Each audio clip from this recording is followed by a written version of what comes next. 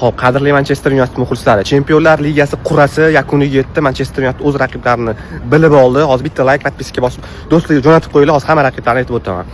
Xo'p, birinchi navbatda bitta gap ayting. Qo'rqqaniki sinik uzilib tushsin. Hech qo'rqish yo'q.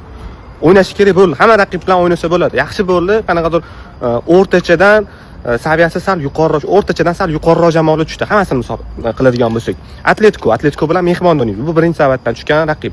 Bavariya tushdi. Bavariya birinchi savatdan, bularning ikkita top klub. Ikkinchi savatdan Roma bilan Sporting tushdi. Roma bilan uyda o'ynaymiz, Old Traffordda, Sporting bilan mehmonda.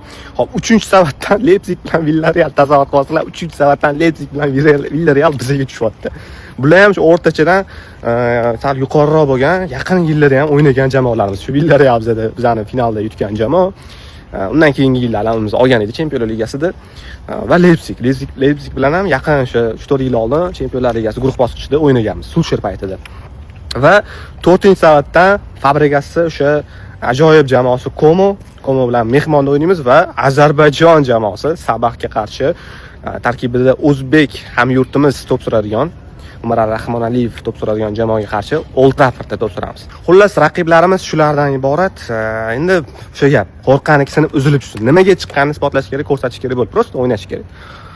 Videoni Manchester United muxlislariga jo'natishdan chiqaring. Aytgancha, bu o'yinlarda Manchester United necha ochko to'playdi? Kommentariyaga yozib ketinglar.